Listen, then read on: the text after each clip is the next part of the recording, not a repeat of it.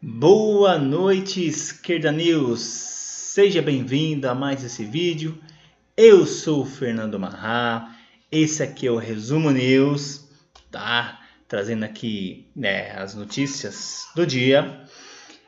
Desde já aí peço aí que você dê o curtir, que você se inscreva no canal, porque diversos youtubers progressistas postam conteúdo aqui no canal, então você vai ter, aqui no canal Esquerda News diversidade, não é? E também ative aí o sininho, clica no sininho, ativa para você receber as notificações, beleza?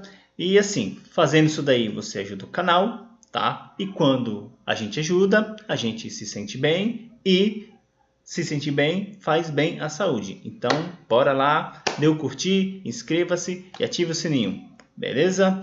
Então, vamos aqui às notícias. Exclusiva aqui no Diário do Centro do Mundo. Justiça Federal manda MBL parar de usar nome do movimento e logomarcas do grupo. Vamos lá, aqui está aqui a decisão da juíza, né? Isso aqui é de caráter liminar, ou seja, pode ser derrubado, não é? O Rubinho vai ter um trabalhinho aí para poder derrubar essa liminar, não é? E o que acontece? O MBL em si, né, enquanto pessoa jurídica, ele não existe. O que existe é o MRL, Movimentação Renovação Liberal. O MBL é uma espécie de nome fantasia do MRL. Porém, o que acontece? Ao que tudo indica, o MBL não tomou os devidos cuidados para poder registrar a marca e chegou aqui o Vinícius Aquino, não é? E ele chegou na frente e ele pediu o registro, né, da patente, né, da marca MBL. E de acordo com o processo e tudo mais, acabou que se deu que ele até agora tem a liminar, né? Em teoria ganhou em partes a causa. E, né, a garotada do MBL, que inclusive quer virar um partido, agora, né, por enquanto tá impedido de utilizar a marca.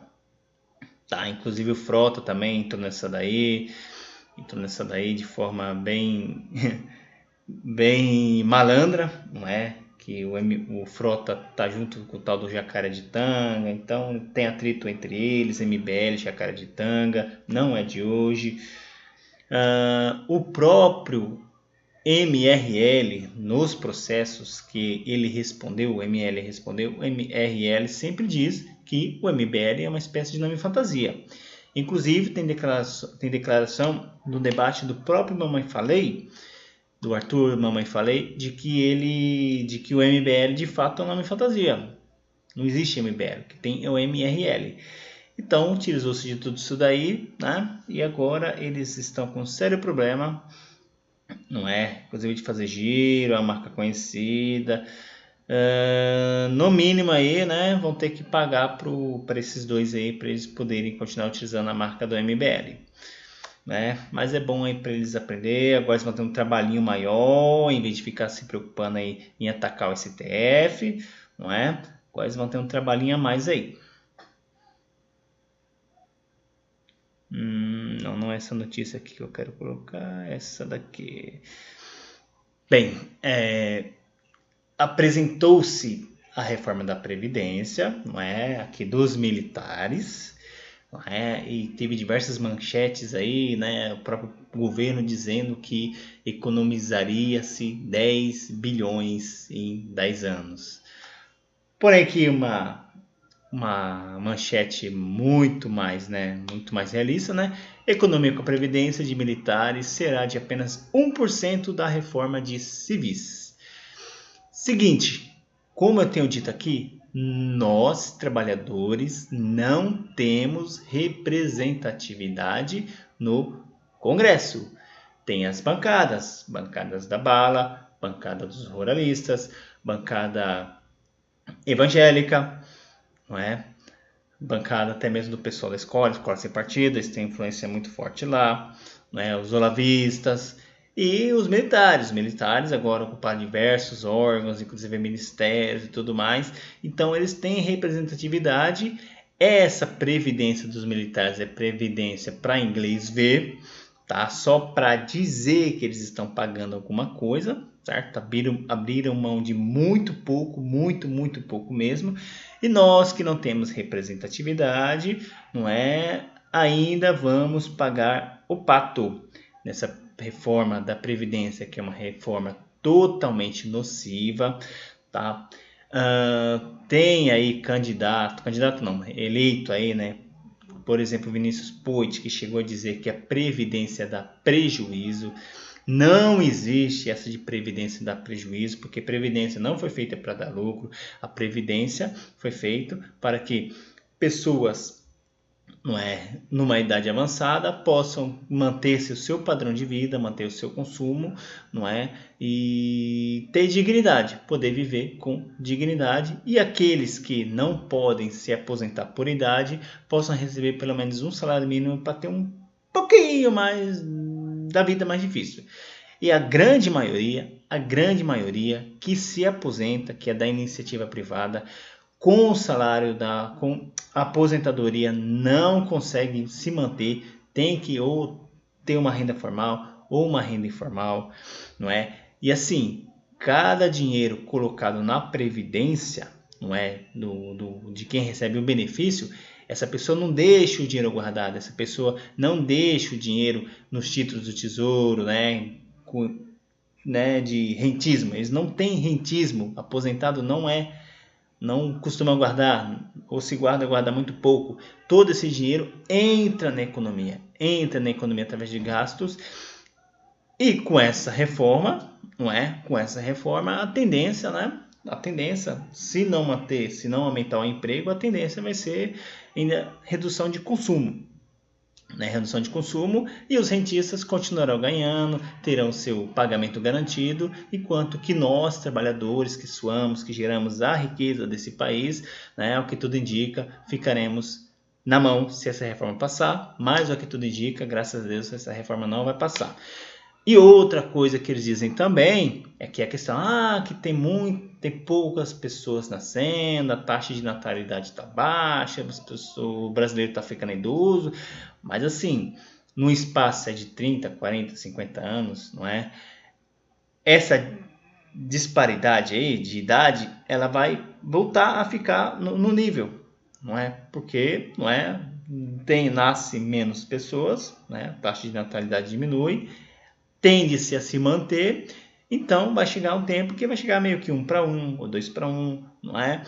Então, isso é uma questão temporária. E outra questão também, sobre essa questão da reforma da Previdência. O governo, não é, fez muita isenção fiscal. E eles não estão mexendo nisso daí. São bilhões. Praticamente o rombo da Previdência, ou aliás, da Seguridade Social, é exatamente o valor dos benefícios fiscais, que eles não abrem mão. Sem contar que esse pessoal, né, que tem representatividade, que é o pessoal da bancada rural, os ruralistas, eles, né, a grande maioria, né, a maioria não recolhe devidamente o imposto, não é? Fica inadimplente. Aí depois vem o governo todo bonzinho e faz o tal do refis, que é perdoar a dívida e refinanciar a prazo gigantesco. Entendeu? Então, assim, nós trabalhadores, estamos pagando por todos eles. Por todos eles. Outra coisa que é interessante aqui, Levi atrela repasse de 126 bi à União a pagamento de BB, Caixa e Estados. O que acontece? O Tesouro, né, cedeu dinheiro para o BNDES, né, através dos bancos, operacionalizou diversas operações, né, operacionalizou diversos empréstimos, financiamento, né, taxa subsidiada. E o que acontece? O ministro, né, da Economia, o Paulo Guedes, quer que o BNDES repasse aí uns bilhões, aí, né, os 126 bilhões de volta para o Tesouro. Só que esse dinheiro não está no caixa do BNDES. Esse dinheiro está atrelado a outros bancos. Por exemplo, aqui bancos públicos, né? Banco do Brasil, Caixa e Estados. Mas sim, inclusive o Bradesco também trabalha com linhas do BNDES. Isso daí eles não falam, eles não demonstram. E o que eles querem? Eles querem que os bancos, né, os bancos repassem para o BNDES, para o BNDES poder repassar para o Tesouro. E assim, né, seria um adiantamento, não é? E eu não vejo, tá? Eu sou da área financeira, eu não vejo como isso vai acontecer. Sendo bem sincero, eu não vejo como isso vai acontecer, como que o banco vai pagar, vai ter esse gap enorme aí, não é? E para onde que vai esse dinheiro? Esse dinheiro vai para onde? Esse dinheiro vai para pagar dívida, para pagar rentista, não é? Enquanto que o dinheiro está lá, não é, emprestado, que está gerando emprego, renda, tudo mais, né? Querem fazer o aporte, né?